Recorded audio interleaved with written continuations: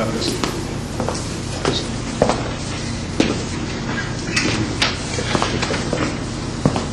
So, what we've been doing as the Zoning Ordinance Committee is we've been taking out the first draft of our proposed zoning ordinance, which is a complete revision of the existing zoning ordinance, which was last drafted in 1996. So it's quite a bit old, and there's been a lot of needs for changes, and that was all predicated on several studies, our comprehensive plan, and I'll go through a couple of those things. But one thing, so we are working off what's called Draft 1, which is dated November 13th. It is the first draft in the process. The only thing that we have started at this point are informal workshops. We have not started any formal approval process for this ordinance. The Zoning Ordinance Committee and the Board of Commissioners felt that it was best that we start going out and getting some reactions prior to even beginning any kind of formal process that's prescribed under state law for change of zoning. So the agenda for tonight, the first part of it is going to be how this draft was formulated. We'll go through a little bit of the history of it and who was involved. A review of the executive summary, and like I said, there are copies at the front table. And I did want to mention, if you have not signed in as an attendee for this workshop, please do at the end of the night. And if you have not put a dot on the map, please do. We are trying to use that map to show that we are to see where we're getting attendance from, and if we find that there are holes in the township of places that we haven't got attendance, we have 4 total scheduled now. We'll actually schedule a 5th or a 6th if we need to, and that's the reason we're trying to use the map. So we'll go through the executive summary. We'll discuss what the informal, well, number 3 is actually where we are discussing the informal workshops. I'll discuss the formal vetting process, and then we'll take questions from the audience. So the Zoning Ordinance Committee was formed about 4.5 years ago. It was made up of all volunteers for the exception of staff and our planner from Montgomery County Planning Commission. And those volunteers stemmed from the Township Planning Commission, Environmental Advisory Council, Shade Tree Commission, Economic Development Council, the Zoning Hearing Board, and then there were some residents at large that joined our meetings. There were commissioners involved, myself, former Commissioner Carol Joseph, and former Commissioner Jay O'Connor, who most of you know from Ward 4. And the staff that were involved was Matt Lahaza, who was the former Assistant Township Manager, Mr. Mateo, and Mr. Petticoat. And like I said, we also had Mike Narkowicz involved from the Montgomery County Planning Commission. We held meetings monthly. Those meetings were open to the public. We held them at 5:30 and before the Planning Commission meetings. And then somewhere in the middle of that, we also broke out into small subcommittees to work on more specific aspects of the zoning ordinance and looking at drafts. Smaller sections so we could work on things concurrently and start to get things done a little quicker. The first thing the Zoning Ordinance Committee did was we reviewed the comprehensive plan for 2005. We reviewed the open space plan, 2007, the open space plan from 2005, I believe, the OYR Corridor Improvement Study, and other revitalization plans in Glenside, Roslyn. We actually looked at some of the ideas that they were discussing in McKinley when they first started with that. The Zoning Ordinance Committee used the resources of Montgomery County Planning Commission to look at different methods of zoning regulations, more modern ways of zoning regulations that are different from the 1996 ordinance. We also started to discuss with staff their experience with major issues and concerns and contradictions with the existing ordinance. And they were able to tell us about those items through their experience with the Zoning Hearing Board, their experience with conditional use hearings that have come in front of the Board of Commissioners, and also just their experience in talking to developers and property owners. We discussed policy. We made some policy discussions about future land uses that were wrapped around not just how properties were used, but also trying to see how the township would evolve and what the township's needs would be in the way of revenue through tax dollars, and how land use and those aspects of the township's operation all mesh together.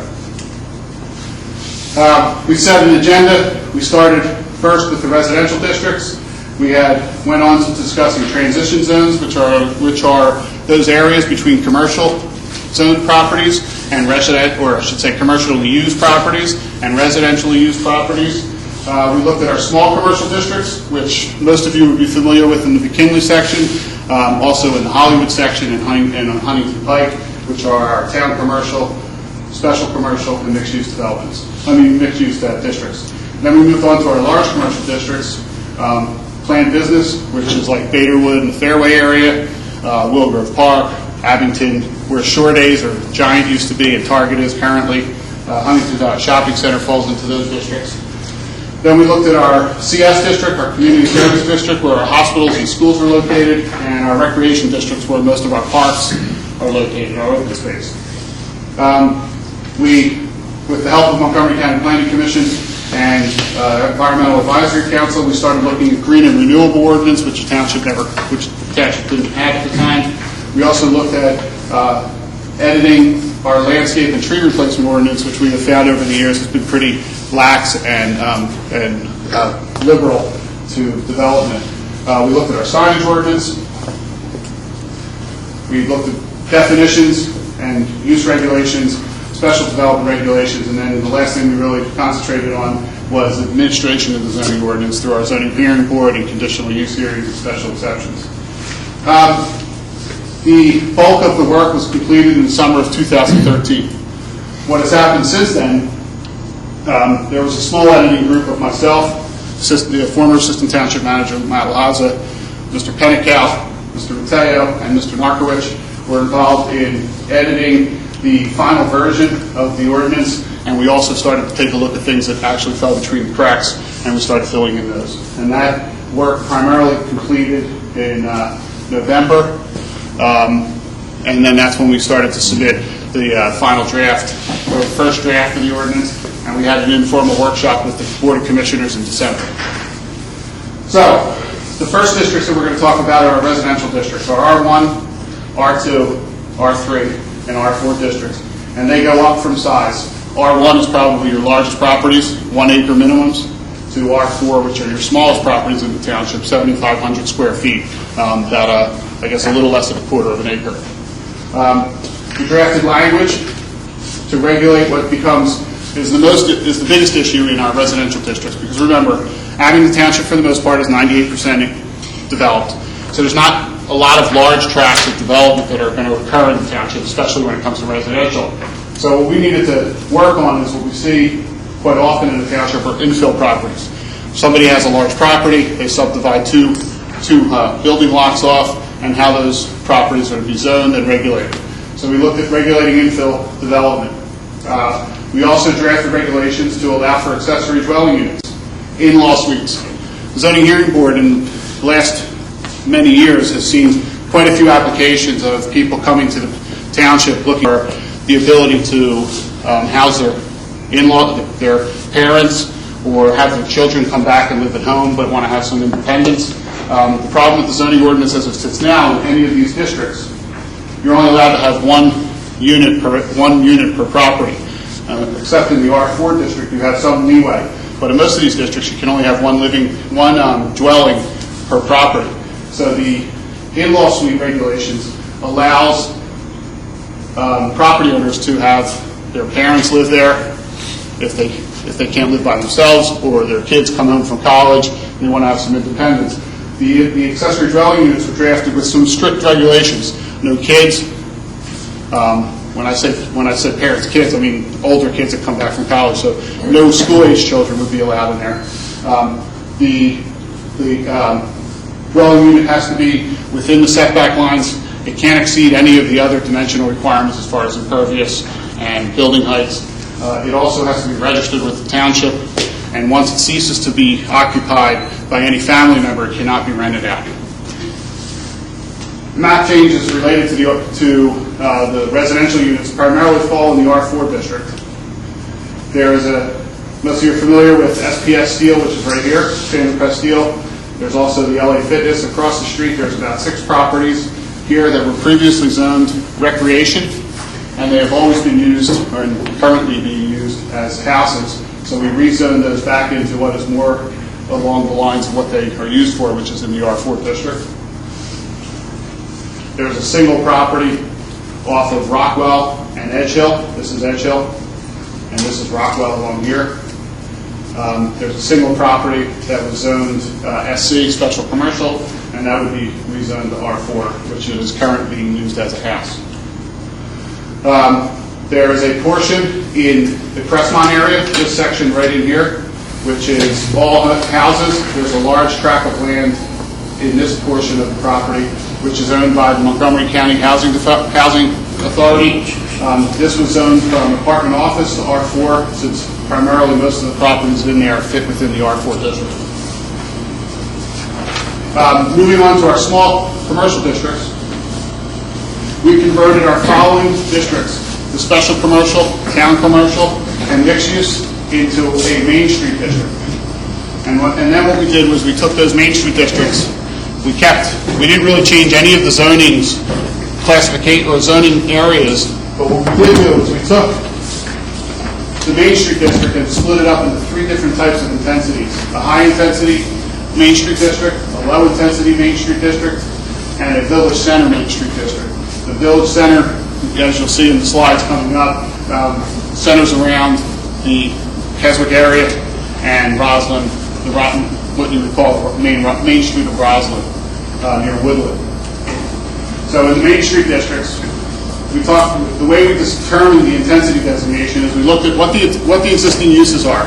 Were the existing uses, did they provide more traffic? Did they put more traffic in? Did they have a lot more people coming in and out? Were the uses more intense as far as truck coming in and out?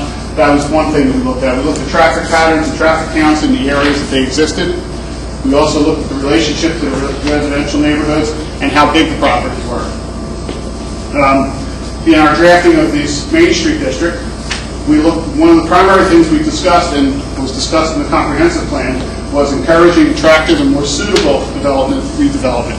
So we started to put in some design standards in the zoning ordinance that would encourage redevelopment of these properties to better in keeping with the surrounding neighborhood. So if a lot of these small commercial districts you will find are right up against residential districts. So we talk about breaks in roof lines, we talk about the height of the buildings, glass, how much glass, the entrance, trying to get it more in the scale of a residential property than what you would see in some of our larger commercial districts. We increased incentives for shared parking and trying to limit the amount of curb cuts you have in the streets. You can drive up and down Abington Road or Township line, and every property has two or three curb cuts. Trying to limit that, because that actually reduces traffic problems on streets if you can have more shared parking and less traffic and less egress and ingress points. We also develop standards that we feel, and through the consultant of the Montgomery County Planning Commission, will make it more attractive for a walkable community. We created what's called build-to lines, and I'm going to try to explain that quickly. Most people that most people are familiar with zoning, are familiar with setback lines. You have to be a certain number. You can't build within a certain number of feet from your property line. Build-to lines actually regulate where the building has to start. So it would tell you that in order to get buildings closer to the street, we want to see the front facades of the buildings. For instance, in some of these districts, 5 feet from the property line and no further back than 20 feet, which allows us to regulate that these buildings become closer to the street, become more pedestrian friendly, and de-emphasize the parking, trying to get the parking towards the back, towards the side of the properties, as opposed to being right in front. And what we feel is a bit of a destruction in the way pedestrians react to the buildings and also to the surrounding areas. We also incorporate decorative street walls if the building can't be up against the street because of the way it's currently configured, and anything that's added or redeveloped to it. We also provide for street walls, which are hard walls which create a barrier between the cars and the pedestrians. We also look at vegetation screening as part of that.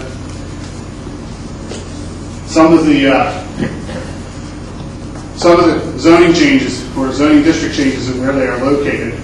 You have a Main Street high intensity, which is the northern end of Old York Road. So this is the Edge Hill train bridge, and the Target shopping center is right in here.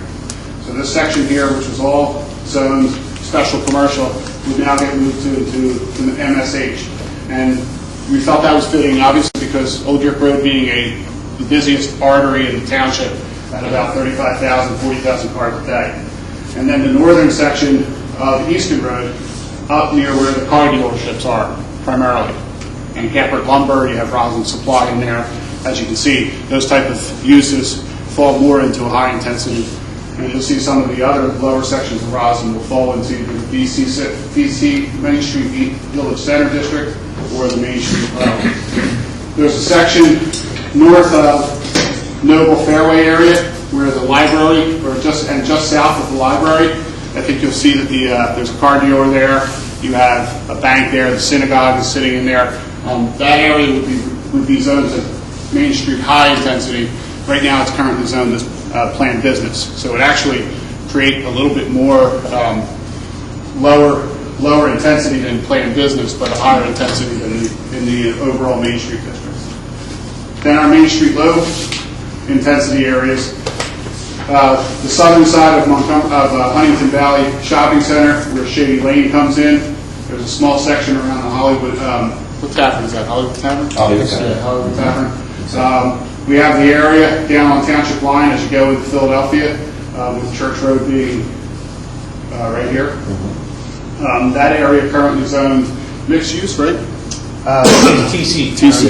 Town commercial would all get moved into the MS low intensity, and then two other sections in the McKinley area, the one around Cadwalader and Jenkintown, and then also the area down near Township line and Cadwalader and Tulpahawken, the main part of McKinley that was involved in the McKinley revitalization. Then we have other areas that are sporadic through the township. Down in this corner, we have the area in North Hills. We have this one section here that's sandwiched between Jenkintown Road and Mount Carmel. We also have a section here on Mount Carmel, just east of Easton Road, where I guess you would say Ralph's is in that area, where Ralph's Barbershop and the bakery is right around the corner. We have a section south on Old York Road across the Noble train station bridge, where they're current Wawa and Starbucks, and there's a shopping center here that used to have a CVS in it. You have a section up on Easton Road, just before you get to Edge Hill. That'll change into Main Street Low. And then a few more areas sporadic throughout the township. There's a small shopping area along here, up in the Willow Grove section, Fitzwater Town, and Moreland. We have a section along here on Moreland Road, and that's right near the Willow Grove Mall, which is this large red area. The northern section of Easton Road, just before you get to the mall, and then this small location, which is just around Susquehanna and Old York Road. Our two village center districts, which the village center goes even further into the design standards and really tries to emphasize fitting in with surrounding areas, specifically in Glenside and the Roslyn areas. Talks about, really starts to get involved in how the building is to relate to the pedestrian areas and how it's to relate to adjacent properties. Those two areas are in the Roslyn section and in the Glenside section, off of Easton Road. The next thing we started talking about was our large commercial districts, planned business. We actually changed the name of our planned business district to what we felt was a more appropriate term, and we called them Business Center District, or BC District.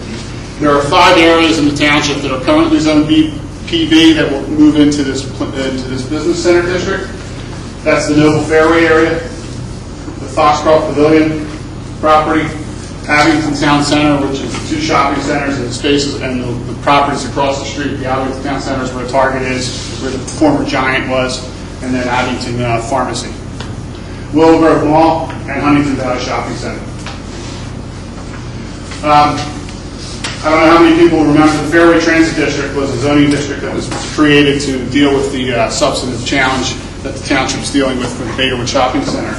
We eliminated the Fairway Transit District and folded it into the Business Center District because, as I said, explained before, the whole Noble Fairway area roughly from Susquehanna all the way up the Fairway to Old York Road, and then that immediate area where Barnes & Noble used to be and Chili's restaurant is currently, all that was in the PB zoning district, so we folded the FTD ordinance and its regulations into the Business Center District.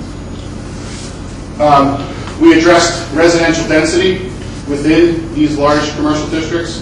Currently, all these PB zone districts allow for apartment complexes or apartment buildings. The apartment use group in Abington Township's current zoning ordinance can allow for density between 22 and 43 units per acre, because the density is based on how much square footage of property you have and the mixture of what type of units what type of apartment units you would put in there. We have dealt with in the case with Baderwood Shopping Center and other proposed developments that the problem with that density being too high. So we emulated some of the stuff that was in the Fairway Transit District, and we lowered the density for the Noble Fairway area to mirror that, which was 10 units per acre. And then there's a bonus system within the district that will allow you to get up to 13 units per acre. And those bonuses are centered on green building. They're centered on shared parking and public parking being available, more streetscapes, and more open space being preserved. The Foxcroft, we kept the residential density the same as what would be the Noble Fairway, which is at 10 units per acre, and with a bonus of 13 units per acre. The Abington Towne Center would be the same as the Noble Fairway area with the same density calculations. And then the Willow Grove Mall and Huntington Valley Shopping Center areas of the BC district.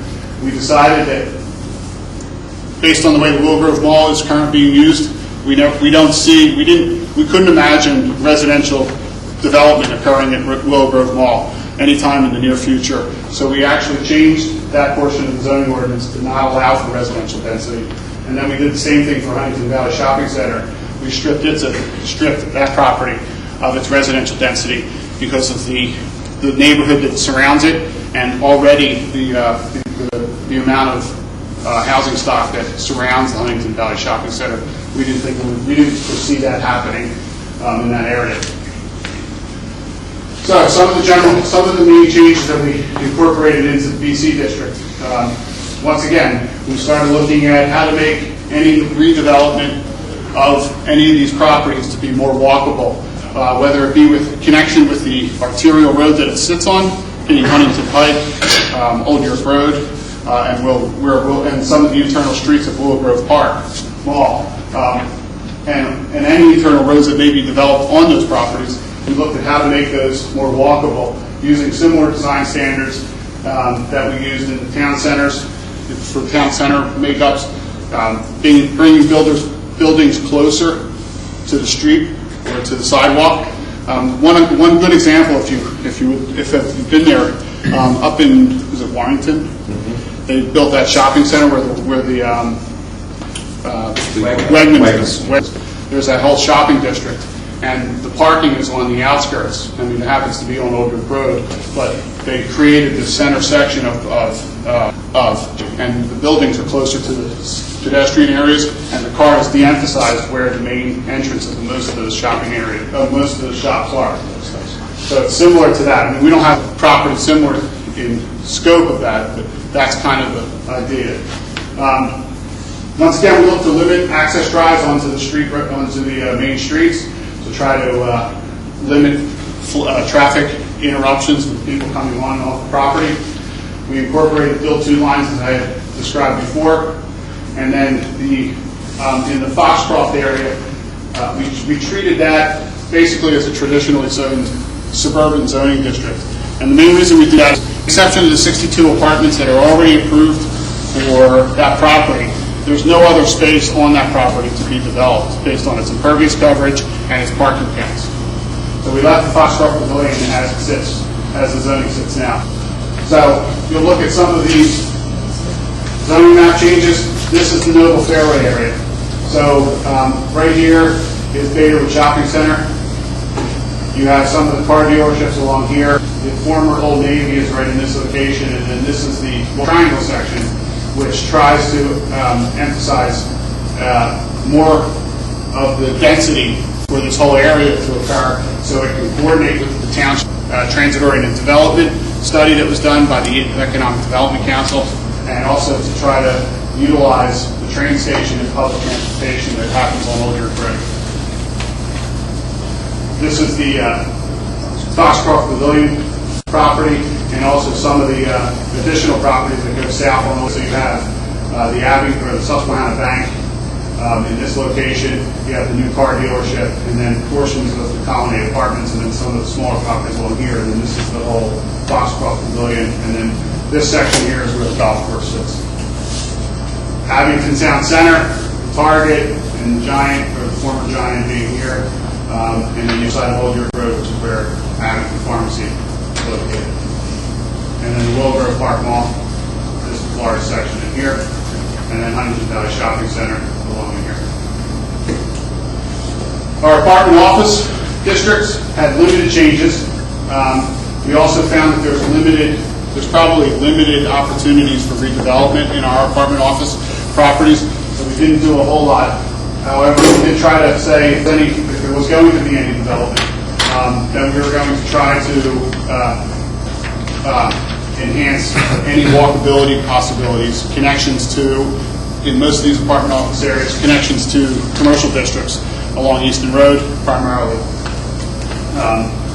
And then we developed some standards so that these any redevelopment of these properties do coordinate with some of the architecture of the residential properties that surround them. Some minor map changes. There's a section along Susquehanna Road and Old York Road in this location that got zoned, that would get zoned into the AO district. That's the only map change. Community service.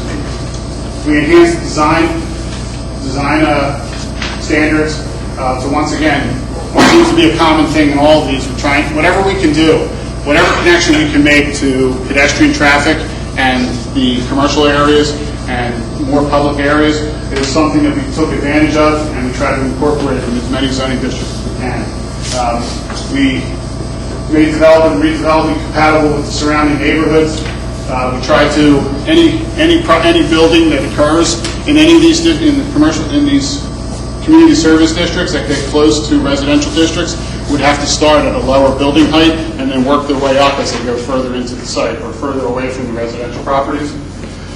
We addressed the height issues that the hospitals have had, mainly at Abington Hospital, which is the E8 use. We allowed for higher buildings in those locations, but once again, we also were sensitive to the residential districts that may abut Abington Hospital, and if they do want to reach a certain height of a building, they have to step the building heights back. So they would start with a lower height, and as they get further away from their property lines, further away from residential districts, they would be allowed to achieve a higher building height.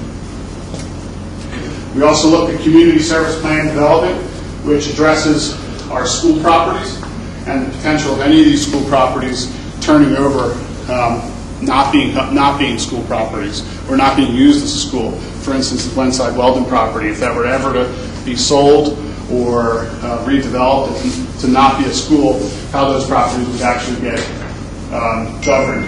They would have to maintain athletic fields. They would have to maintain the access of the public on certain portions of the property.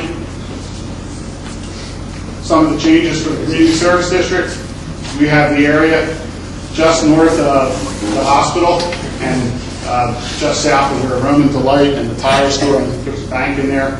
I think this is where the garage currently sits, right? That was never rezoned. The garage was made there through a zoning variance or special exception or something. But we're actually going to change that so it does fit into the community service district. Willow Hill Elementary School, a portion of this property is zoned R4. We converted that so that the whole Willow Hill School property will be zoned in the community service district. And the last meeting we brought up that these properties up in here should actually remain R4, and we've already made that change. Suburban industrial districts, we don't have a lot of them. Most of the suburban industrial districts you'll see are going to be, the largest portion is going to be Glenside, where Standard Press Steel is located, where the LA Fitness is currently built. There's a small portion along the train tracks off of Tyson Road, or Tyson Avenue, and then there's a small portion up in Willow Grove and on Rockwell Avenue.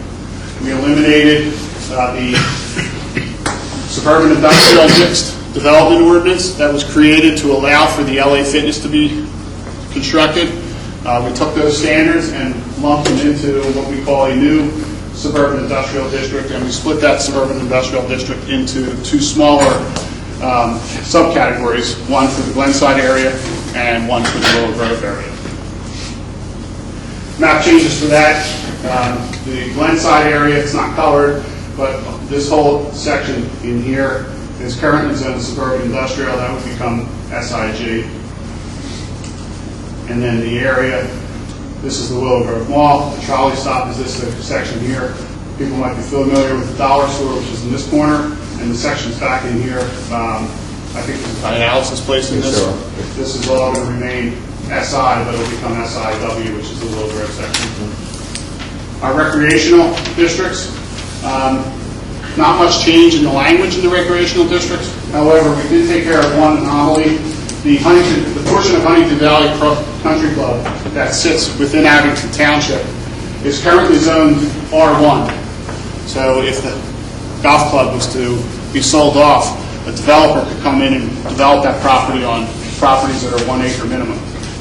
We decided that we wanted to keep this as green space, and the country club, from what we understand, has no plans to sell, change its use. So we actually changed that from R1 to RC and got it out of the residentially zoned district. We also changed a small portion of Willow that's behind to the west of Willow Hill School and made that recreation, which is currently zoned CS. This portion of that property is, for the most part, it's a park area. It's heavily wooded. Heavily wooded. And then, where we started the presentation of map changes, we're back in Glenside. There's this area where we have the Hollowell Park and Dog Park along here. SPS is currently right here. This portion here, there was a map anomaly at some point that was zoned R4, which was a residentially zoned district. We are zoning that back to what it's currently being used for, which is actually open space. So we zoned that back to the RC, into the RC district. Other worthwhile zoning ordinance changes. We beefed up our streetscape standards to coordinate with most of the revitalization plans in Glenside, in Roslyn, and now what you have in McKinley. We looked at transition zone regulations. Properties that are close to, or residential properties that are right up against what we considered high density or high intense commercial uses or institutional uses. So we looked at the west side of Highland Avenue across from Abington Hospital. We looked at the Stewart Avenue street behind the Switchville Crossing development, which is where LA Fitness currently sits in Glenside. And then we also looked at the properties directly across from the Huntington Valley Shopping Center on Huntington Pike. In doing the transition zones, we had some concerns about changeover of these properties and degrading the residential character of any of these properties and properties that abut them. So what we did was, it regulates that they must maintain a residential character. Property owner can't come in and just tear down the house and build some kind of modern medical office building. They have to maintain the character, they have to maintain the existing structure. It also limits the uses to more low-impact uses. So the only 3 uses that are allowed in the transition zone are professional office, medical office, and a professional service business. It provides for better, more adequate buffers to residentially zoned properties. So if a property across from Huntington Valley Shopping Center is currently used as residential, decides that it wants to become the property owner sells it to a doctor who wants to open up his practice there. He now has to, once he does that, he has to beef up the buffers between himself, between his property or her property, and any residentially zoned properties that abut any of their property lines. They also have to maintain that the parking is in the front yard of the property, it can't be on the side, and it can't be in the rear. Those transition zones on the map, you have the section from on Huntington Pike, on Highland Avenue. You have the section that goes down from where the post office is and the gas station all the way up to Horace Avenue, which is directly across from the hospital. Park Stewart Avenue, this is the LA Fitness area here. You have train track back in here, and SBS is currently here. So you have this section here, which would be the transition. Now, when I say transition zone, this is an overlay district. It can be a residential property for whenever. But the overlay district allows for those 3 additional uses, but also tacks on the additional requirements of maintaining that residential character, the buffer requirements and parking. And then the area across from Huntington Valley Shopping Center along Huntington Pike. Landscape standards were updated. We provided greater detail in landscape buffers. Currently, the way the buffer requirements in the zoning ordinance are pretty lax. We came up with a system and a table, a cross-referencing table that says if you have a certain type of use, and that use abuts a residential property, so let's say, for instance, you have a car wash, and that abuts a residential district, you look at the table, and the way the table reads, you would be required to have a high-density buffer. If you had a single practitioner medical office, and you were up against a residential district, you would have a medium or a low density buffer. So we tried to match the way the properties were used, and if they're up against a residential district, how intense or how dense the landscape buffers were to be. We strengthened the tree protection standards and tree replacement requirements. We tried to use some of the regulations that we see in other townships, where if you cut down a certain amount of trees for a development, you have to replace in kind a certain percentage of those trees, and what type of trees, how big they are. In our current ordinance, that doesn't kick in until you actually reach some difficult standards, difficult paragraphs to work through in the zoning ordinance, where you have to calculate the amount of woodlands you have, and is it 25%? Standards somewhat outdated, so we came up with new standards that would be easier to interpret. Street walls and decorative fences to promote greater pedestrian. We talked about that in the past. In our environmental districts, we looked at riparian corridor regulations, which are our waterways, our creek beds. It was helped with the Environmental Advisory Council and Montgomery County Planning Commission. We modified our floodplain conservation district. That's a big conservation. Yeah. Modified our floodplain conservation district to comply with DEP regulations, Pennsylvania Department of Environmental Protection. We actually took it one step further. The township's been actually pretty strict about any kind of development in our floodplains. We took DEP regulations and actually made them stricter for our ordinance. So you'll see that in the new revised ordinance, the ability to build in a floodplain is harder than even DEP would allow. We look at green and renewable energy. Since the 1996 ordinance, a lot of those types of facilities have become more commonplace in our township, between solar panels, wind turbines, wood-fired boiler systems, anaerobic digesters for I'm not going to get into that, but anyhow, we looked at regulations as to how those things would be regulated, how they would have to be presented on property so that you're not impeding some of the capabilities of your neighbor's property. We looked at the zoning hearing board's criteria for considering special exceptions.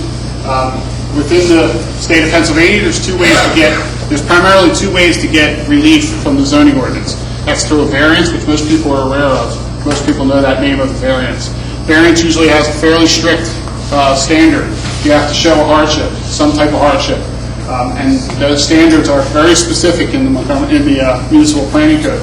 Special exceptions actually turn the tables a little bit. It's up to the protestants in a special exception to show that the use that's being proposed will be a detriment or a detriment for health and safety to the area. And that's usually a hard standard. So we actually looked at that and expanded some of the things that needed to be presented on a special exception application. We looked at the criteria for allowing chickens. It seems like a small thing, but the township has dealt with throughout the township, people having chickens. Currently, the way our zoning ordinance reads, you can't have chickens on your property unless you have 3 acres or more. Okay? Once you have 3 acres, you're allowed to have 100 head of chicken per acre. So you go from having 0 chickens to having 300 chickens. So what we did was we looked at that, knowing that from a sustainability standpoint, and also just based on the township's knowledge of property owners that have chickens, we actually looked to beef up or change the chicken regulations so that now the properties can be 10,000 square feet and have chickens, but you can only have 4 chickens per acre. So we actually make it a little bit more amenable to people having chickens, but not as cumbersome that if they have 3 acres, now all of a sudden they have 300 chickens. But within those, the hen houses have to be within the setback lines, so they have to be far enough away from the property lines. I think they have to be registered with the township, correct? I guess so. Yeah, I don't know. No roosters are allowed, obviously. We also altered parking standards to coordinate with the idea of making more walkable communities parking standards, in the sense that you have to provide designated walkways, lined walkways from sidewalks to buildings, or crossing over curb cuts that go out onto the main streets. We also incorporated green space percentages. Currently, only in one of our districts, I believe, we have a green space requirement. In our districts, in all of our districts now, anything that's not impervious coverage is classified as green space. And now we actually regulate those green space, what that additional percentage can be, what kind of materials can be in there, what kind of materials aren't considered green space. So for instance, gravel would not be considered green space, although some people would consider it to be impervious coverage. We looked at our sign ordinance to deal with some of the issues that we've seen in front of the zoning hearing board. We created bonuses and for density incentives that would attract people to using some of the regulations and conforming to township revitalization plans. Old York Road, Glenside, Roslyn, McKinley. So that covers most of the change. That'll cover the changes. I'm going to skip ahead, and I'm going to discuss the formal vetting process. Once we are done with the informal workshops, we have this one scheduled. We had one last week scheduled. We have 2 more scheduled in February, one on the 19th at Edge Hill Firehouse, and we have a 4th one scheduled at the Abington Township building on the 26th. Both of those are Wednesdays, not Thursdays. We will then start to look at the changes or the suggestions or the concerns that people have expressed to us through these informal workshops. Any of the commissioners have heard from residents, and we'll take a look at the draft. And there's quite possibly, I know we already have changes that have to be made, so we'll actually end up with a draft 2 even before we get to the formal vetting process, because we already have changes that will be made. Once that draft 2 is set up, and we think we've heard from as many people through these informal workshops and the commissioners getting information out, and we will then start the formal vetting process, which will be prescribed under the Pennsylvania Municipal Planning Code. We'll submit a draft to the Montgomery County Planning Commission. We'll submit the draft for review from the Abington Township Planning Commission. I would tell you that it's expected that the Abington Township Planning Commission will see this on more than one meeting. I would imagine it'll take quite a few meetings for them to get through the whole thing and hear comments from people. It'll be suggested that those meetings get televised because they'll be held at the Abington Township building. It is expected that between the Montgomery County Planning Commission and the Abington Township Planning Commission, that a bulk set of recommendations, whether they be revisions, changes, or add-tos, will be submitted to the Board of Commissioners. Then the Board of Commissioners will start to advertise public meetings. Those meetings should be televised. Once again, the same thing as the Abington Township Planning Commission. We expect that the Board of Commissioners will actually review the zoning ordinance publicly through several meetings, not just one. Each meeting will have a specific agenda. We'll probably cover portions of the zoning ordinance each night, not the whole zoning ordinance every night. And presentations will be made probably by similar people that you see up there today. After those meetings, we expect, the zoning ordinance committee expects, after those first formal meetings, that there will be another change, another draft developed based on changes and edits that come out of those reviews from the Planning Commission and the Board of Commissioners. And then we actually start the process all over again. The draft will be updated. It'll go to the Planning Commissions. It'll go to the Board of Commissioners. And we'll continue to do that until the Board of Commissioners gets to the point where the revisions are immaterial or not agreed upon, and the draft, whatever draft that may be on, will then be adopted by the Board of Commissioners and will become the new zoning ordinance. We expect that process will take between 6 to 12 months.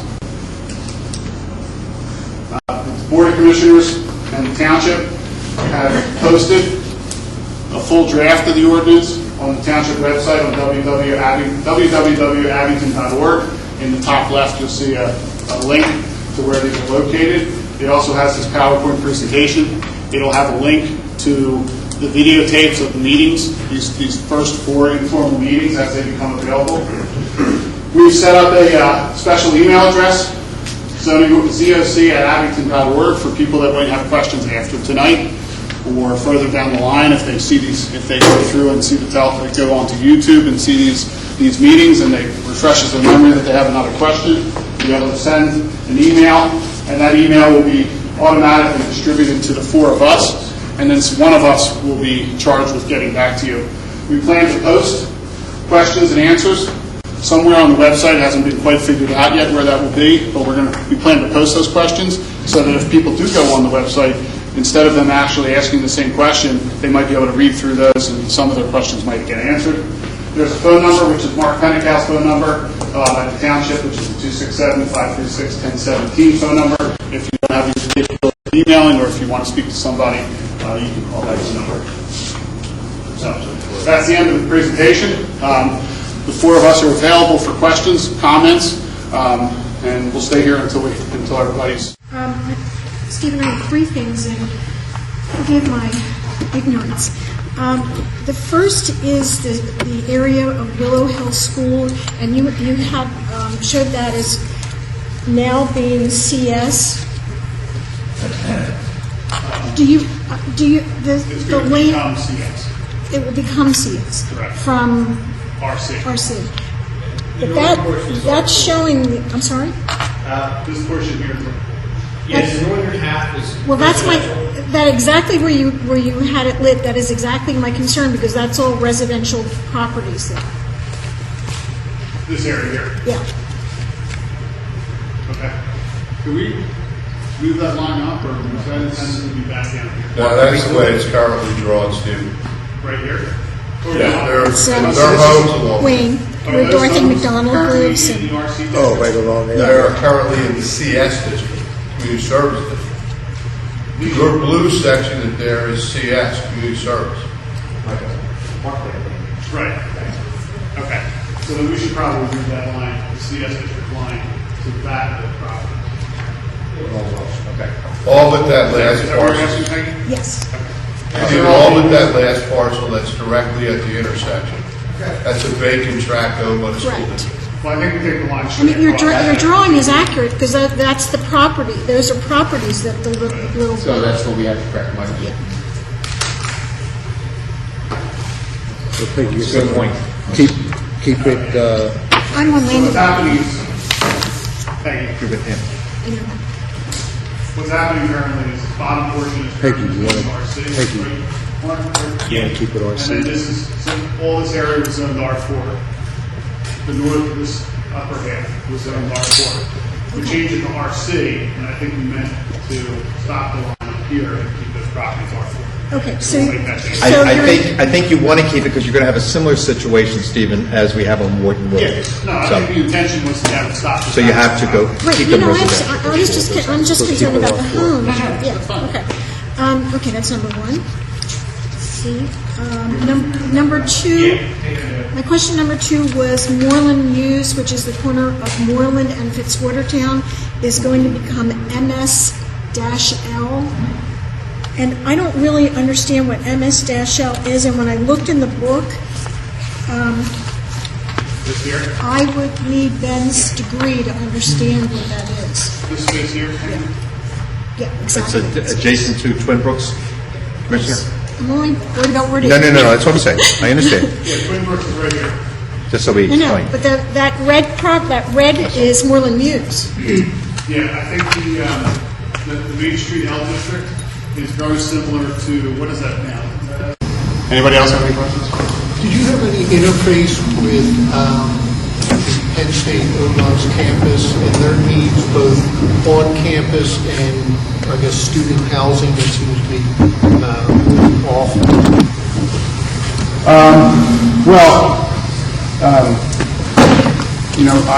Penn State is in my ward, and I've had a lot of conversations with Chancellor of Penn State. There's really no place for them to build housing on the current property. As far as outside of the property, we have looked at there are spaces in the township that could be developed into housing for students, but it's within the existing zoning. We didn't make any special accommodations. You had a conversation saying in 10 years do you anticipate having 500 students in some sort of housing around Abington. I mean, were you able to take that into account? Well, not specifically. And the reason is because Penn State currently only can master lease at best for apartments, like they did up at, campus, up on in Upper Moreland? Yeah, that's That location. College Station. Yeah. So they can only do, Penn State doesn't own that. The developer built it and they master lease it to Penn State for student housing. They could do the same thing in any of the township's AO districts or PB districts if they chose to. But they can't own any of those properties.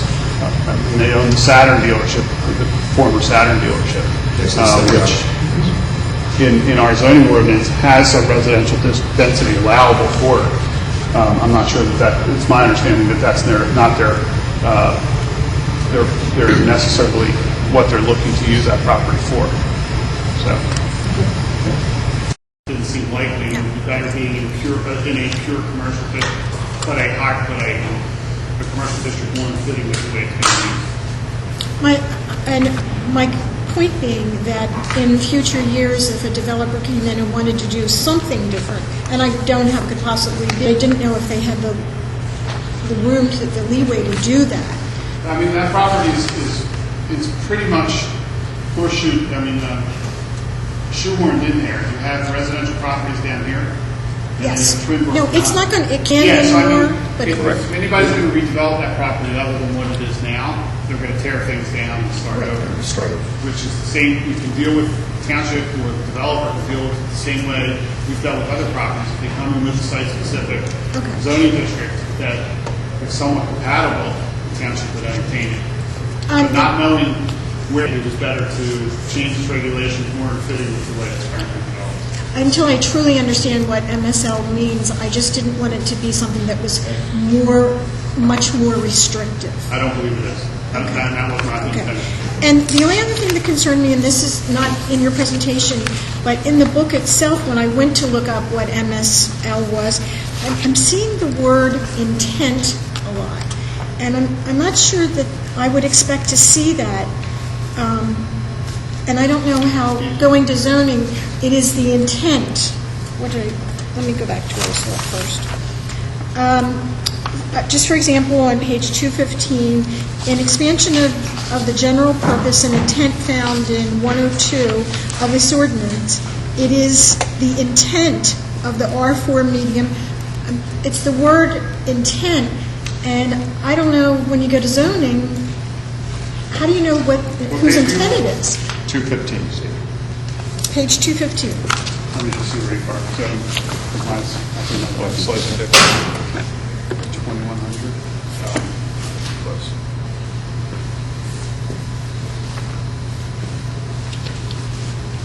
That's the front of Main Street districts. So, are you concerned about how you enforce something like that, and how you know specifically what we're trying to do? Although I'm not a new commissioner, I'm very new to code development and land development and code enforcement, and so I want to learn as much as I can. And it just seems to me that the word intent is a relative term and could really be used. Yeah, we understand that, and our purpose there is just to establish the goals generally, without saying anything in the intent is something we're trying to enforce. So that just sort of sets the table for what follows, which is more specific. So you need Which is not uncommon. It's in our current zoning ordinance, not No, I'm uncommon not- zoning ordinance. yeah, I'm not- It really just sets out the reason for that district being different from any other district, how it was set out, what the actual, black and white regulations are trying to fit within. Okay. Anything else? It's my intent to learn more. Do you have a question, Ben? Just, you may not know, you probably do. If you can just speak up, sir. What was the density, you mentioned a change in density in, what was the Fairway Transit District? Right. They've been upped and it was the same now in Noble. What was the density running before that? I think you had. Currently, the way the apartment use is regulated in the existing zoning district, in the existing zoning ordinance, it designates an amount of square footage of property that you have to have for each type of apartment. So, for instance, a 3-bedroom unit has to have 2,000 square feet of property. I know it doesn't have to. For every 2,000 square feet of property that you can have a 3-bedroom unit. And then it goes down from that to where you get to the point where you have 1,000 square feet for a 1-bedroom apartment. So that's where we picked up the density. So, an acre is about 44,000 square feet rounding up. So you have between 22 and 44 units per acre based on that regulation. Under the original. Under the original. Right. And we're reducing that in most cases down to 10 as the baseline density, 10 per acre, to 13 with the bonuses. Bonuses, okay. Great. And then, with the map changes, nothing shifts any lines on existing parcels, right? That's Only things that we saw, the minor things that we saw in the sense of those 6 properties along the Warden Road. 6 properties on Warden Island. and Warden Highlands. But some of like the school district property in Willow Hill is right now recreation, and it's more fitting than the community service because it's a school district, it's a school use. Things along those lines. There's no areas, so to speak, like in the middle of a residential area that we now all of a sudden zoned into becoming a commercial district. right. But what we tried to do was take the existing use that was there and zone it so it's appropriately zoned. The 6 homes that are Ward Road that were zoned in the RC district, we moved that to the R4 district because they are 6 single-family homes. That was an error in '96 when they formally changed it. They went right across on the standard property, right into those 6 homes, so they were wrongly rezoned into an ORC. So that's why we're trying to correct that. They used to be the old T residential. That's good. But nothing, it was a slightly different question, nothing moved where, like, no pocket of one zoning designation, which would be changed to a different zoning No. designation, like nothing changed along the line or expanded in any way, like, Now, it's always you will one. find any of the zoning district changes, any of the map changes, there's no wholesale changes in anything that was previously zoned something else, and now something completely different than what it currently is used for, or what is currently being used around that property. The only things that I could probably point to that are a little bit outside of the box would be those 3 transition zones that we talked about across from the hospital on Rhineland Avenue. Right. Behind the LA Fitness on Stewart and across from Huntington Towne Shopping Center on Huntington Pike. Those areas have the potential to go from residential to professional office. Offices, and that's what we're looking at most of. But once again, the regulations that we put into it also require them to say a residential character. Right. They can't modify the buildings. They can only modify the buildings at a much smaller percentage than a residential owner might have been. And if you look at those areas, Ben, especially across the street from the hospital, a couple of them had already been, over the years, turned into medical offices, and that's what we do. So keep the format, and that's what we're trying to come up with. Tracking that direction. And that's really, it just blends in well with that thing. And along with All three of Stephen's. those areas already have a mixture of use. Exactly. And similar to Stewart. Also saw ways of kind of buffering the residential neighborhood, because those properties as residential properties may be less valuable than a property being used for a doctor's office right across from the hospital, or a law office, or a county office, or an architect's office right across from Huntington Towne Shopping Center, as a bit of a buffer in intensity until you get into the residential neighborhoods. Great. It's already there, and that's why we said, look, let's do it right. Anybody can help them out. Makes sense. And we thank you. Anything else? Does anybody else have any questions? Yeah, I haven't gone through the whole ordinance yet, but I didn't see anything during the presentation. Is there going to be anything regarding historic, trying to preserve some of the remaining historic features in our township? At this time, no. Okay. We did, there was some conversations about creating a historical district, but without a historical structure survey done, it was hard to figure out what to regulate, how far to go in those regulations. Without creating an actual district, would it be entertained that historic resources be preserved in some way through the zoning ordinance, through adaptive research, adaptive reuse, as well as protecting the integrity of the building so that the addition would go on the back or something like that? I think we did talk about, we do have some design standards in there about emphasizing the original architecture of the building as opposed to covering it over and creating and staying in keeping with either the existing structure that you're redeveloping or the structures on either side or in that area. But nothing regarding like demolition by neglect or that type of... No. Okay. Second question was, since I'm a Roslyn resident, St. John's, I know the school closed down there and it's being used for other,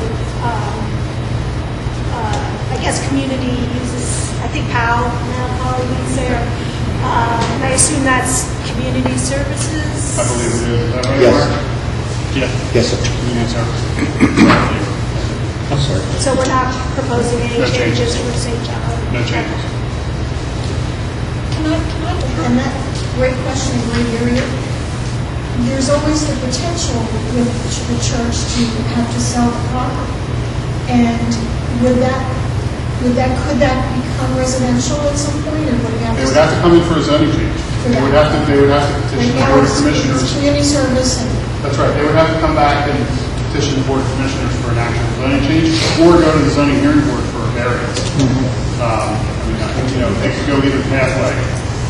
But at this time, without really understanding what the best use would be outside of this community service district in that area and in other locations, we just left them as community service. Steve, a related question would be Huntington Country Club. Huntington Valley Country Club, Are they aware of that proposed change? Because it would seem for the same sort of related sense, would it preclude them from selling off property for development should they decide to go out of business? They will be notified. They will be notified by law, as you know, we have to notify them on any of this stuff. Sure, but so far it wasn't done with So their far, no, it's understanding. just, like he said, like Stephen said, we're in this stage, Yeah, we're just having these reviews. Yeah. Right, thanks. They will be notified before or in the middle of the formal vetting process, as we have described that we have. Along with anybody else. Yeah. We have to go. So like 6 properties on Warden will have to be Exactly. notified of the change also. Has a prohibition on billboards, and we continue to have a prohibition on billboards with the new draft ordinance. Your second thing was Cell towers. Cell towers. Want to address it? Yes. The easiest way to explain it to you is we're pretty fortunate, or at least I look at it that way. We currently have 73 sites that contain some type of cell or computer-type equipment that's been mounted. We have 4 monopoles in Abington Township. All 4 of the ones that were here are here by way of variance. The changes that the zoning changes that were made have not modified or made it any easier to install monopoles here in Abington Township. The reality of it is the Board of Commissioners a long time ago had asked Larry and I to try to limit these things and find acceptable structures that are already at a height that would allow these things to operate. That's why you see them on the top of Abington Hospital, Holy Redeemer Hospital, the water tanks on Edgehill Road. We have them stashed in the steeple at St. John of the Cross, the steeple at Mount Carmel Press, Abington Presbyterian Church, anywhere that we can find a place to have these operate where it's not a monopole, that visual obstruction. We try to do that. And the ordinance allows us to do that in certain districts, the special commercial district, planned business district. That's been carried over now to the PC district that we have. So to answer that question for you, if anything, I would tell you, because of the money involved in it, the private property owners can generate an Abington Hospital, a Holy Redeemer Hospital, a colonnade or a pavilion. By renting out a section of their roof, they'll do it. If a church can generate $1,200 a month to their maintenance fund because something's in their church steeple, believe me, we haven't gone to a religious use yet that they haven't jumped on it and said, let's sit down, let's talk, let's see if it's doable. So I hope that answered your question. Yeah, but in terms of residential neighborhoods and having monopoles. We've seen, Larry, I don't want to exaggerate, 4 to 5 applications in the last 15 years for applications bordering neighborhoods, residential properties. One of the really good things is the township controls a lot of the ground where these uses have popped up. We've had proposals to put monopoles in Penbryn Park, Crestlawn Park, Applethorpe Park on more than one occasion. And the good news is your commissioners control that. They say to the township manager, we're not interested in signing a lease agreement. You've never heard about these applications because you cannot submit an application unless you have vested rights to speak on the property. Without either owning the property or having a lease to it, you can't move the zoning application forward. So the applications have died at step 1. The only application I think we've seen that we tried and we didn't have any success with was at the time the stadium was built. Those existing 112-foot light standards that were up there, I would have loved to have put some equipment at the top of them. I already had poles, I already had lights. Whip antennas would have done well there. It would have generated some funds for the school. The school wanted no part of it. So they ended up on the water tank. But I hope that... Most recently, just to add, most recently what we are seeing are the upgrade of existing towers or existing facilities. So you don't really see a change. So it's just an upgraded by the companies themselves. So you don't really see a change. I know that we had, matter of fact, McKinley Firehouse was looking into it, where there possibility to go further. And I guess and I'm looking at this area, was Applegrove Park. And of course, at the time, the commissioner did not wish to go with it, nor the residents. They did not. Your third question, before you get to Well, it. you just dealt with loopholes, any loopholes in your revisions that would permit a developer to come in and do something that the township regrets, that the residents regret? Well, fortunately, Mark has been in the township for a long time. Larry has been in the township for a long time. Both have had extensive experience with the zoning hearing board and also any kind of zoning changes that we've seen come down the block. Those were all in the beginning of the zoning ordinance committee's work. Those were conversations that we had early on. Those were notes that we took, things that we needed to look at, those contradictions. I'll give you a perfect example. In the PB zoning district, there's contradictions within the language of the PB zoning district. It doesn't, parts of it say doesn't allow for multiple uses. Parts of it also talk about multiple uses. So, we took care of those aspects. We got rid of those contradictions. There's also The catch-all provision? yeah, there's two things. Montgomery County Planning Commission constantly updates their database as to the uses that keep coming through state laws and court cases that require municipalities to find or to regulate certain uses. For instance, quarries. We have to have a provision for quarries in the township because based on state law, we have to show that there's a use for quarry. So we put quarries in our suburban industrial districts, but the regulations are so strict. I mean, you're not going to get a quarry in Abington, but we put it in there. We make it a conditional use, so that they have to go through a large process. We make it restrictive. So there's uses like that. There's always going to be uses like that. The month after we approve the zoning ordinance, there's going to be another use that somebody thought of that we don't actually have sitting in our ordinance. So what we did was we created a catch-all. Any use that's not permitted in the zoning ordinance is permitted through conditional use, correct? Yeah. Any use that's not permitted in our current zoning ordinance, in this draft zoning ordinance, will be allowable through conditional use hearing in front of the Board of Commissioners with certain requirements that they have to meet, and is only allowable in the suburban industrial districts. So that's how we kind of handle those catch-alls. I will tell you, zoning law, Commissioner Sanchez knows as well as anybody, zoning laws are always changing, and it's almost like a car. The minute you drive a car off the lot, it depreciates 50%. It's kind of the same thing with the zoning ordinance. Not the minute we pass it, but not too long afterwards, there will be enough changes in there that will have some anomalies that will come up, and that's what we try to work on. That's what we try to deal with some of those catch-all phrases. Steve, can I just add one thing? There's one other really important thing that happened at the table, and it really didn't take place during the 96 ordinance. With having the county sit in on every one of the meetings,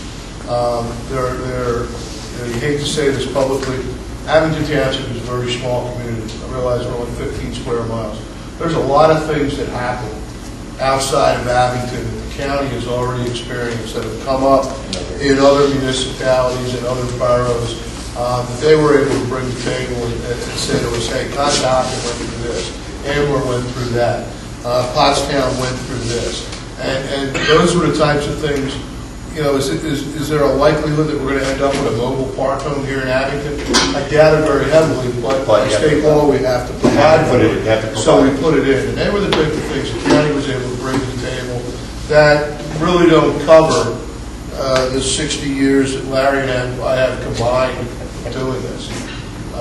Only 65. So you had two more specific questions? Let me be quick, because I know other people probably have questions. There's a piece of land in the Foxcroft Shopping Center, which is going to be zoned business commercial. You mentioned there's no new housing plan for the Foxcroft Shopping Center, but there's an empty strip of land that runs perpendicular to the Acme. When you go into the Acme, it's... I did, when I talked about that, the only residential potential development is the already approved 62 apartments that'll be on that strip. Okay. That was approved. It's already approved prior to the zoning ordinance. It was approved. It was going through some litigation. That is correct. Virginia Towne has been satisfied or has been extinguished. So there's 62 apartments that are already approved for that property. But once that development once those apartments are built, there is no other area on that property to be developed. The only place to say we're looking at was potentially putting a pad site for a restaurant, which was across from the new car dealership on Willow Grove Road. Now, that would have required variances. I mean, they could come in and ask for whatever they want to. As the development sits right now, they're maxed out on parking, they're maxed out on impervious with the 62 apartments that'll go in. They're maxed out on all those things. So if they wanted to develop anything else, they would have to come in front of the board in front of the zoning hearing board for variances. Okay. So, And that was approved, as Stephen indicated. The Jenkintown Borough took action against it, and they lost in court. We have, again, I just spoke to the developer last week, or the owner of Galvin, company Foxcroft, and he said they are actively working on that too. So we might see something soon coming.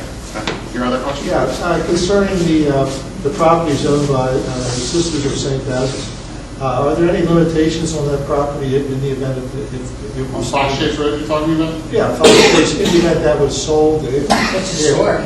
Well, it's zoned RC, isn't it? There's two different zones. There's a recreational conservation section to it, and there's also the community service portion of it. Right. And both of those districts don't allow for residential development. The community service area is near like Manor Woods. Yeah. Right. And the house is historic, and that was like Pennsylvania But besides any of that, the current zoning districts, the RC and the CS district, do not allow for residential development. So they would actually have to come into the board and petition for a zoning change if somebody wanted to build houses or apartments or something there. And that becomes an action of the board, and most likely, if there's no appetite for it, it's not going to happen. Right. Thank you. Okay, thank you. Anybody, who else? Anybody else? Questions? Go ahead, Laura. The build to that you mentioned, so. Can you speak up so everybody can hear you? I'm sorry? Can you speak up a little bit so everybody can hear you, please? The build to that you're incentivizing and that you've mentioned so much and that we've discussed before, this is something that almost everybody doesn't want. This is what Jenkintown looks like. They build to, and then they have a sidewalk, and you call that pedestrian. It's not. You can't walk down that sidewalk. When I walk down that sidewalk, I hug the buildings because it's so dangerous near the street. It is not what the residents in this township have repeatedly said that they want, plus the shared parking and hunting for parking and parking behind things so you don't know where you're going. So Fiesta Pizza in Jenkintown is one time. Every pizza place is my friend, except Fiesta Pizza, because you can't park. You can't find the parking there. You have to go hunting for shared parking. And this is what... Well, I'm interested in other people's opinions because we've gone through this, we've discussed it in our zoning ordinance committees, we've been out to other places to talk about it. If that becomes a commonplace thing, then we will actually go back and take a look at the regulations and change them. This is not, once again, everything that I'm showing you in this draft is not set in stone. The reason we're having these informal meetings is to gauge people's opinions, concerns about any of these things, even from the most minor thing to the most major thing. That actually would be my concern, because you have heard person after person after person at the podium when Baderwood was being done, when Bridal Park was being done, when Baderwood Center was being done, when Bridal Park was being done. They addressed the building up to the road. They addressed the parking garages. So the question is, when do you hear that? You're saying, well, if everybody wants that, well, how many people have to say that before you hear it and change it? Because you did hear it, in many, many developments, you heard that comment, and then you came here, and you heard it from me many times, and you saw it written in the newspaper. But you came here and sat down at the table and wrote that in. So the question isn't if people want it, the question is how do they get heard? Well, I'm going to answer your question in the simplest way possible. I was involved in the Baderwood Shopping Center heavily, in dealing with the substantive challenge and trying to come up with a solution. And I remember going through those FTD ordinance hearings at the junior high school, I think it was, or whatever, or at the Township building. I remember you mentioning about it. I don't remember that it was a common thing that a common thread in everybody's comments. You talk about a we. I've heard it from you. I maybe heard it from one or two other people. But I will tell you, you need to let me finish, please. I will tell you that there have people talked about any ways possible in all of our revitalization plans. It always talks about a more walkable community. In all of our discussions in the zoning ordinance committee, One of the common things to make this more walkable is to create the connection between the pedestrian and their end use, or their end location, which is the shop that they might be going to, the business that they're going to patronize. They can get directly to it instead of having to cross through a parking lot or some kind of internal traffic area on a property. That's the impetus to build two lines. That's the reason it was put in there, and that's the reason why we, through Montgomery County Planning Commission's help, that's the reason we developed that standard. So you talk about all these people that talked about not wanting it. I would tell you that I've heard it. I agree with you. You have said it numerous times. I maybe have heard it from a couple other people, but I will tell you that I've also heard people cry out for the ability to make it easier for people to walk through their commercial districts, through the small commercial districts. You know, up and down Old York Road is difficult. No matter how you cut it, it's going to be a difficult street to make walkable. But we still have the ability to do that in McKinley, in Roslyn, in Glenside, in Ardsley, and that's one of the reasons, that's the main reason why we put those kind of regulations in there. Yeah, some of those are like that, but the building up to the road all along the Old York Road corridor, it is actually defeating that. It's taking the parking that you could get to easily and putting it elsewhere and making a pedestrian district along the busy road. Well, understanding the specific regulations, especially in the large commercial districts, the business center district, it only requires that 50% of that building facade be put up against the street.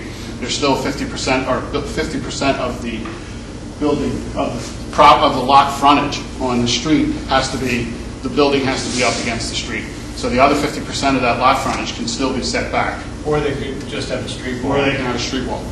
Yeah, so the building could even be set back from the street, and all they would need is a decorative low wall and attractive landscaping, and to minimize the view of the parking, that would also work. I don't know if anybody attended any of the Wawa hearings that we had for Old York Road. Bruce Goodman proposed using some of those details, using a fence and brick pillar detail along Old York Road, which is what Mike was talking about as a street wall. So it actually screens the parking and the internal circulation areas from the pedestrian that would be out on Old York Road. So the street wall is another option besides actually having the buildings up against. Anybody else? First of all, Commissioner Jones, welcome. thank you. Thank you, Commissioner Klein. Thank you for the work that the committee has done. Thank you for this presentation. 3 quick things. First of all, you mentioned McKinley and Roslyn and other areas. I hope that when you are at the other meetings, you still mention McKinley first, because we are the best. I don't even remember McKinley when I'm on the west side. That's because Roslyn. You still have to get out. But to the point, I think that what we see is there's a couple of really good things that have come up. One is, if there wants to be comments, you have commissioners who are here, and I think that's part of what happens. So the we becomes individuals can reach out to commissioners. You have given a number of ways to communicate by telephone, by email, to have those. The we now becomes actually part of the record. Commissioners advocate for what their constituents want also. But I think something that I've just heard that is very powerful is there is a we that's greater than Abington, and if you have the Montgomery County Planning Commission, they're able to also bring a lot of these meetings from a county-wide perspective, getting what a lot of people, now granted, people in other townships and other neighborhoods may not like what we like, but knowing that we have that more global perspective, I think will also add to the information. And I thank you for providing the information, and I thank you for putting out your information so that when we get to the final draft, we'll have the best verification. But I think those 3 ways would be the best ways to get information. If I can add a comment on that, by the way, the Montgomery County... What was the statement? I didn't say I had a question. Just to add to that, the Montgomery County issue was huge with people who said, why is Montgomery County being consulted? How we run our neighborhoods? And we're not being consulted. Okay, well, and that actually is the truth, because these things didn't come into the neighborhoods where you said, okay, you're along Abington Hospital, what would you like to see here? Okay, and I think you remember. That's the purpose of this.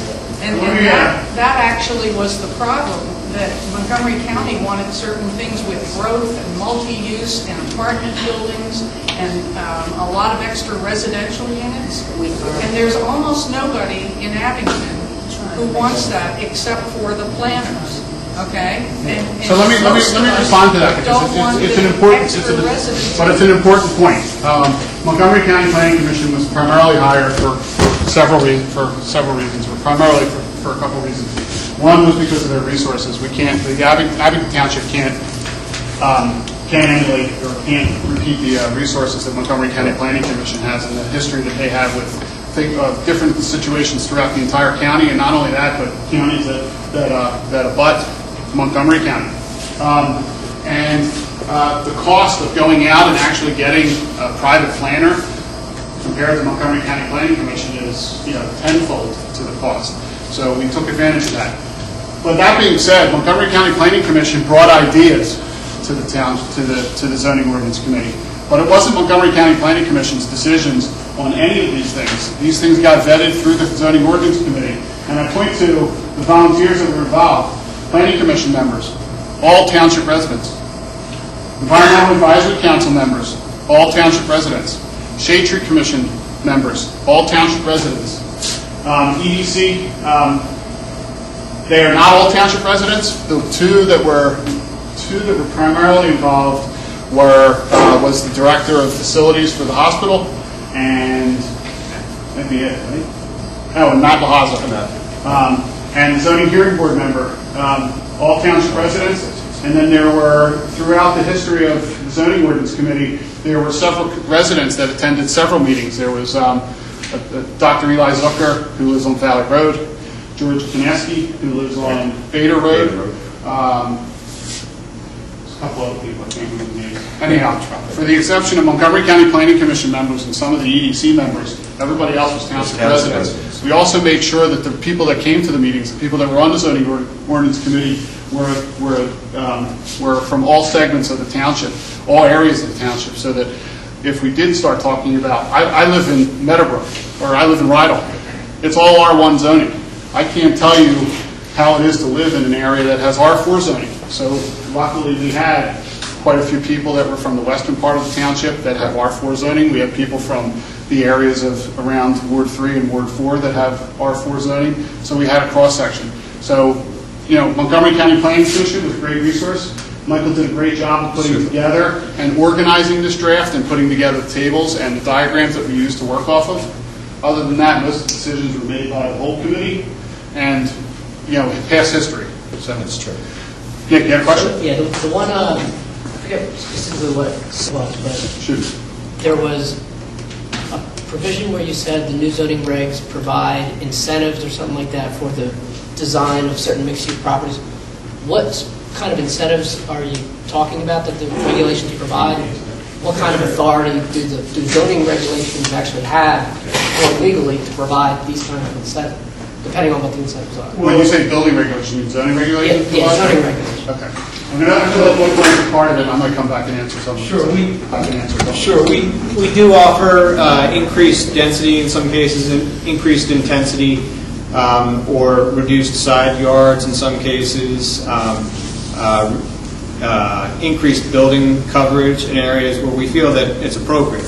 We carefully reviewed all the bonuses and incentives to make sure that we weren't giving away the farm. That when people achieved the bonus, that was something we were willing to. Can you define bonus?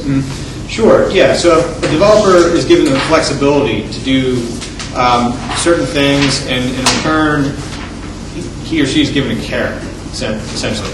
So what that does is it makes zoning more flexible. So it allows the township to achieve some of its objectives without forcing any one or two or three on the developer.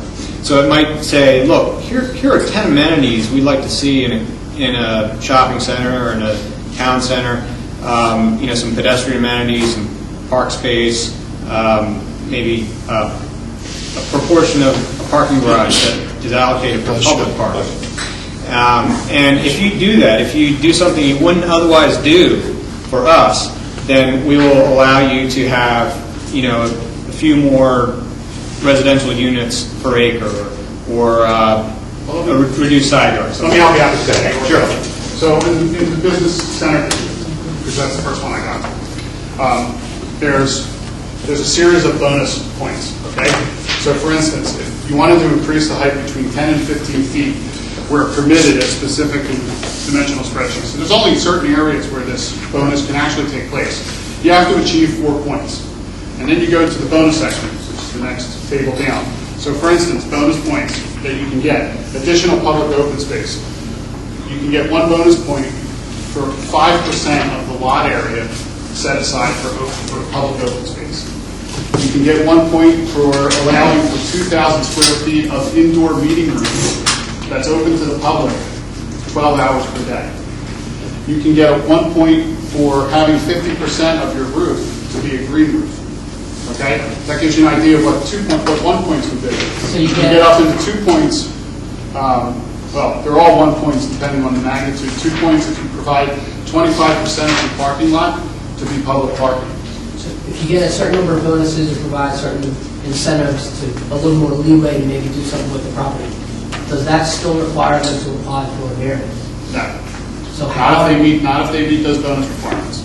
Okay, so then they would then be doing something that's technically beyond, how is it documented then? If they do something to the property that's beyond the zoning regulations legally, how is it documented to allow that? I mean, the bonus regulations are pretty specific. So let's say Beta Wood Shopping Center develops, okay? And they want to have, they want to go 10 or 15 feet higher. They want to create 4 points. One of those points might be that they're going to provide a meeting room of 2,000 square feet. Well, in order for them to do that, they're going to submit plans to the code enforcement department that shows where that's located. And that plan will become binding as part of the zoning approval that they're providing 2,000 square feet. Now, that's only 1 point. So there's still 3 more points that they need to achieve. Whatever those are, they would go through the same review process through the township.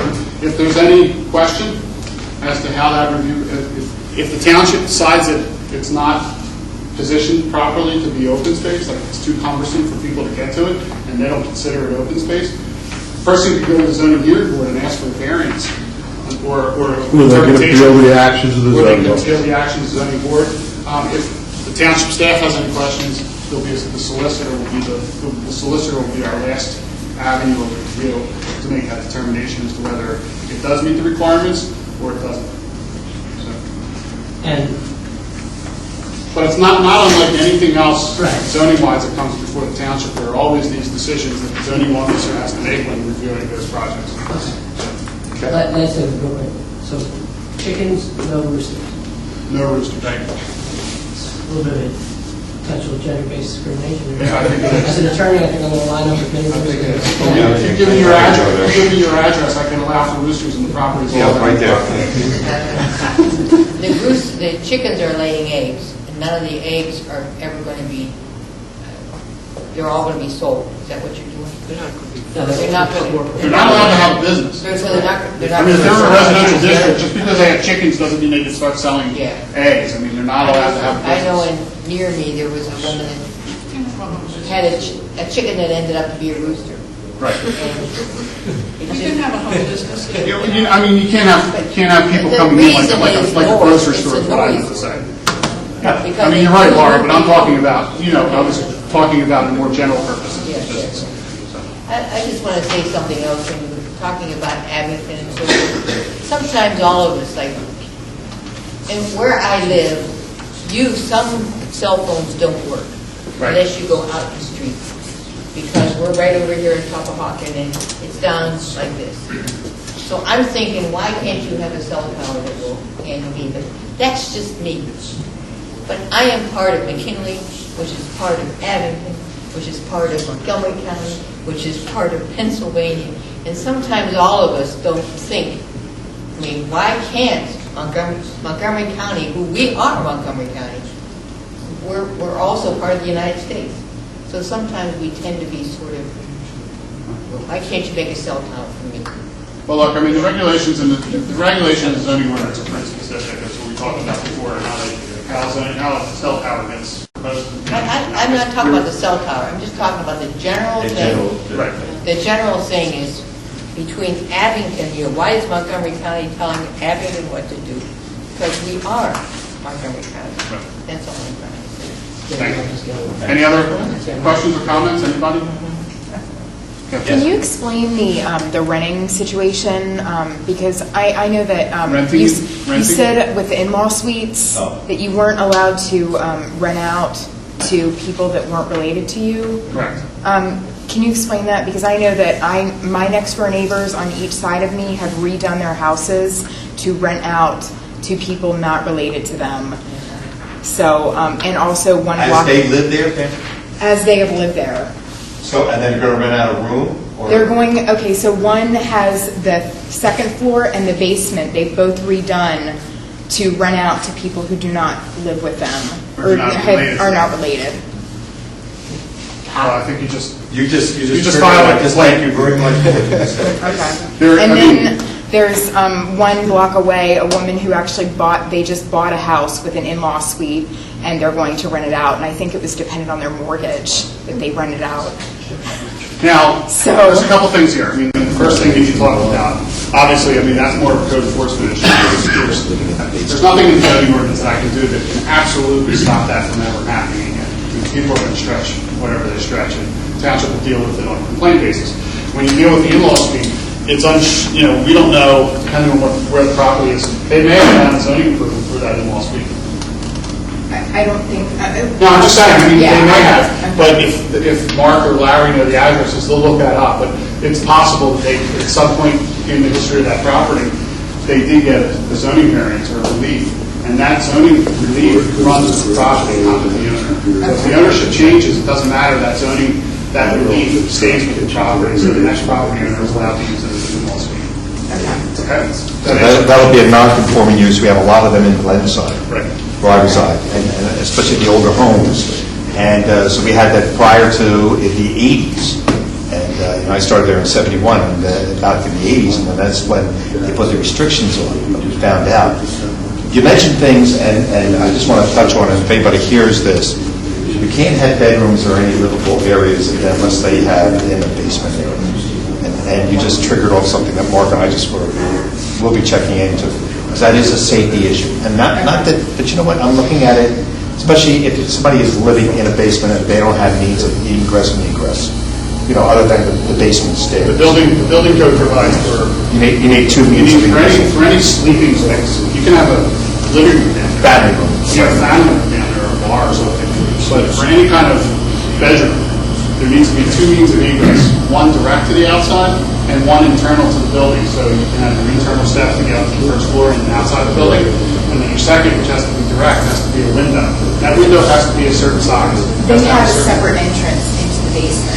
Is that something we would look at? That would be direct. That doesn't necessarily mean that they can have it. I'm just saying. okay? If your house, if you wanted, you had 10 kids and you want to put kids in the basement, I'm not getting ahead of yourself here. Slow down. But if you had 10 kids and you wanted to put kids in the basement, as you wanted to have bedrooms in the basement for your own family, you would have to meet those requirements for it to actually be considered a bedroom. Okay, I was actually going to let them know about this so they could check up on what they had. Okay, I'll tell them to contact me. Thank you. Thank you. So Nathan, bring the addresses in. Okay, any other questions? Any other questions? Comments? So remember, ZOC@abington.org if you have any questions past this point. The ordinance is on the website. It's also available for review at the Township Building, the library. You can buy a copy. Can't buy a copy? I would be really, really hard pressed to charge you $25. Right. I was just going to say that. Then we're going to edit. You could buy a copy. It's 400 pages. You can go on the website. Please do. Right. The issue with buying a copy is you're buying a copy for something that I can tell you already is changing. Consider it like today's newspaper. I just had I was just met with the Shade Tree Commission, and they want 8 copies. I said, do you really want 8 copies of all this paper? Laura? So if I'm a property- Speak up so everybody can hear. Okay, if I'm a property owner in Abington, I actually don't know exactly how my property has changed. So I don't know that now I can't have a truck with advertising on it. I can't have expanded home businesses. I don't know that I might have a municipal building by right, be able to build right next to it. I don't know what the changes are on my property. Do we have a way of making a video so people know exactly what the changes are in their property? And that would be, so if you have R1, generally, here's your changes. If you're R1 and you're next to this particular development, we made this, different, and here's your changes. Do you have a way of doing that so that people can see what their property is and what affects them? Well, I mean, look, that would be a cumbersome matrix to put together. That would be a cumbersome piece of information or database. I gotta let me finish talking. That would be a cumbersome database to put together and to actually communicate to everybody and anybody that is interested. I know from commissioner newsletters, the township's advertising on the website, there's also advertising on the channel, word of mouth, if we ask the school district to get it out. We're trying to get the information out as much as possible. If everybody sitting here tells a couple other people to start looking at it, the only thing I can tell you is we've identified the major changes that are occurring in the township.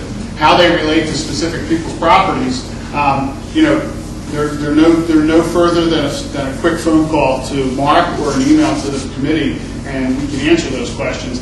It would be very cumbersome for us to go through and identify each individual property, or even clumps of properties, and try to describe to them what's changing when they may not even know what was already allowable in their zoning district from the 1996 ordinance. So they don't know what you may be taking away. So they don't even know, without a building there that's building and somebody telling them, your buffer is going to be reduced. Stephen, and also the existing zoning is already on the website, and it shows the comparison. All right. We've talked about different avenues, the way we can get this information out, the way we can explain to people. We even talked about, is there a way to mark up the new draft ordinance with how it relates to the existing ordinance from 1996. And we actually took some time, one meeting, and went through that, and it's nearly impossible for it to do that and make it legible for people to even understand what those changes are. We feel we're doing it in the best way possible. If we start to understand that the information is not getting out, we'll find another way. So this is the process that we're going through right now. I'm hoping it works. Property lines. Steve, just one idea. The township calendar is something everybody gets, and some mention of the revised zoning plan could be in there along with the web address. That's a good idea. Suggest to people that they look that up. We actually took it a step farther. We've had conversations with Jay Blumenthal about putting a little half-sheet flyer with the ZOC website, the phone numbers, and your tax bill. Everybody else. So everybody's going to. That's a good idea. And the calendar is a good idea also. We can talk. The new calendar is going to come out in April. It doesn't go to printing until mid-February, so that's something Larry and Mark can talk to Dolores and the township about. We can probably get something on there to talk about the zoning ordinance. Look out for meetings, register any questions or look at the stuff like you said. Okay. Thank you. Any other questions or comments? Thank you all. Thank you, everybody. Thank you all very much.